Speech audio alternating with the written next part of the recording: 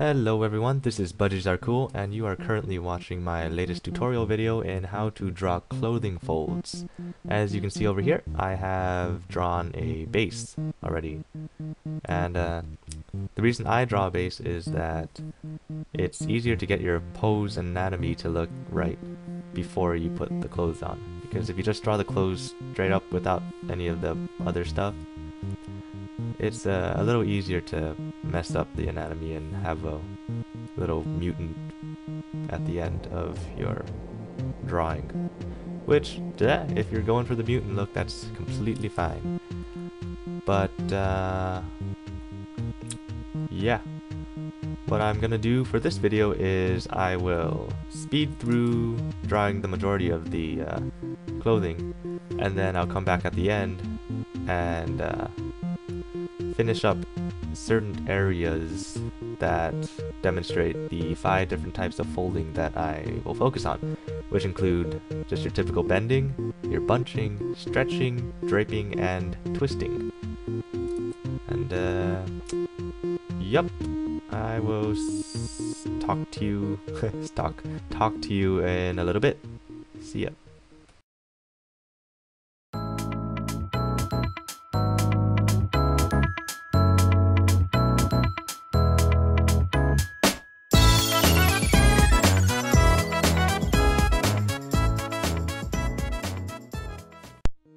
And hello again.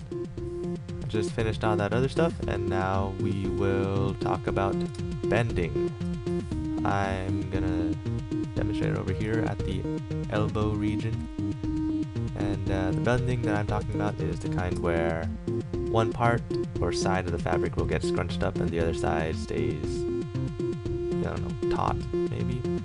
Because as you can see, pretty much from here down to the elbow and under her arm and to the back or something is where the fabric will be tight and not bunchy. Now, when you think about bends and stuff, you gotta kind of remember that for the most part, clothes will flow. So that means that there needs to be a start and end to the direction of bending. Actually right here is not bending, it's just twisting, which I guess I can just throw that in here too.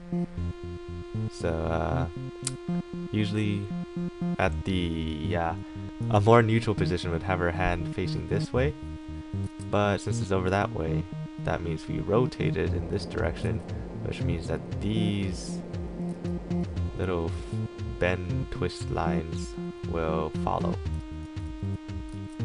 And in turn, I don't know, that wasn't meant to be a sentence. So we will have this stuff. Those are just little lines on the cuff. And yeah, so we know that the elbow will have no bends because it is tight. And over here at the shoulder, that's usually kind of a tricky part. At a neutral position, there wouldn't be any folds or any noticeable ones.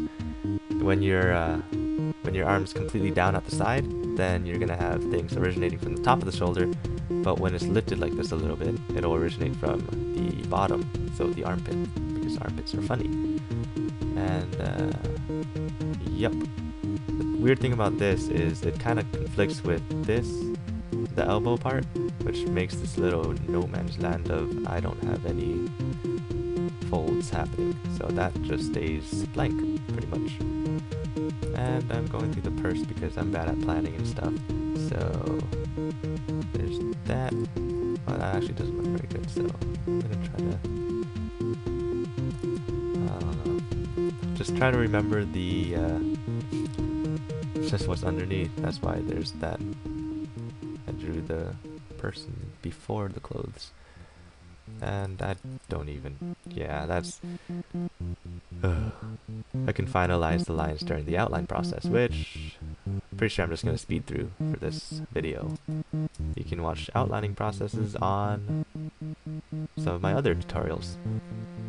Or I guess one of the other tutorials, which people tend to like, so that makes me happy. And yep, just remember, it needs to flow, so woo, woo, woo, woo, woo, woo, woo. Bending at the joint.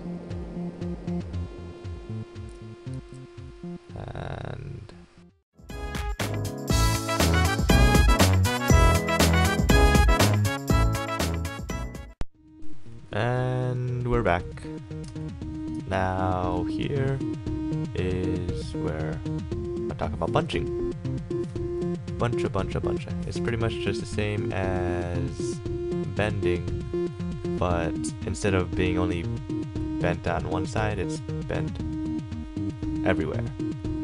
Because, you know, clothes do things that are hard to draw.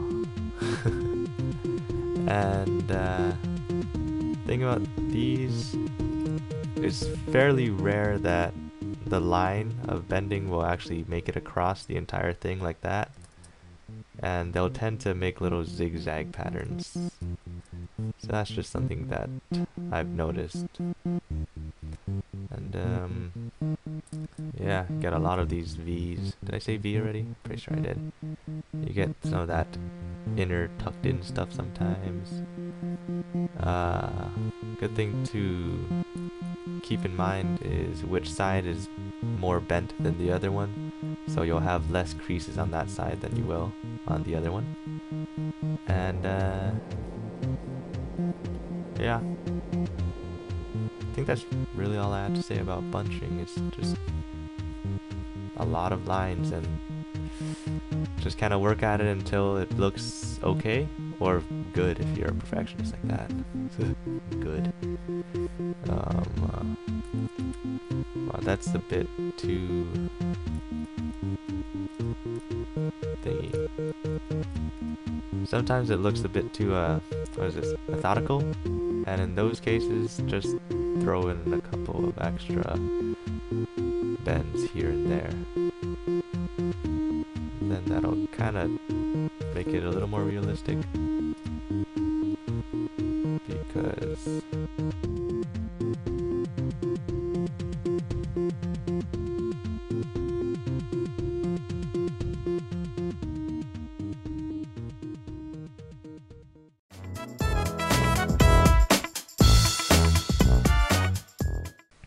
and hello again, because I apparently just, even though I've made a bunch of these tutorials, I don't know how to use my own recording software, which means I recorded a bunch of stuff, and you know, I was talking, and it wasn't recording, because this happens like every single time I make a video.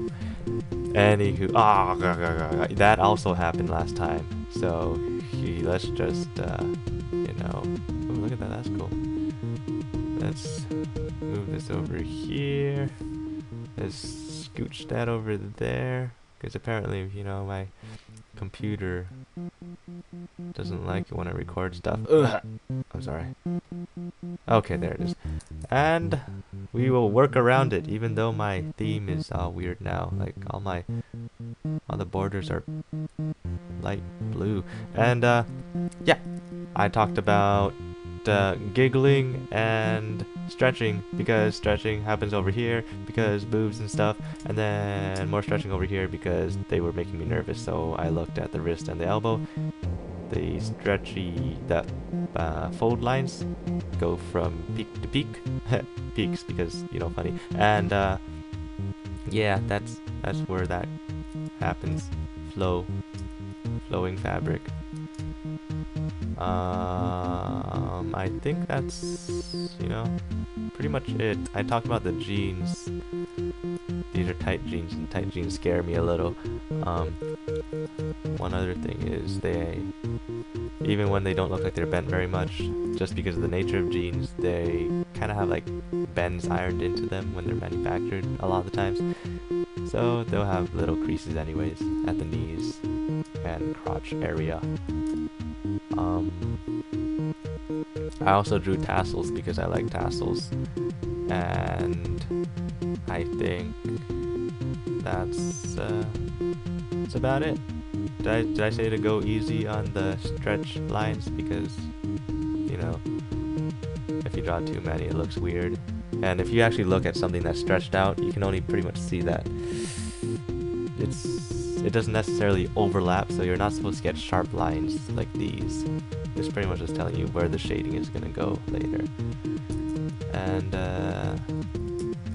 other than that, I think we are good. Just gonna draw this little zipper line, and yeah, that about sums it up. I guess I'm just gonna speed through the rest of this so you can see what the end looks like. And yep, this is budgiesRcool. Thanks for watching my video, and take care.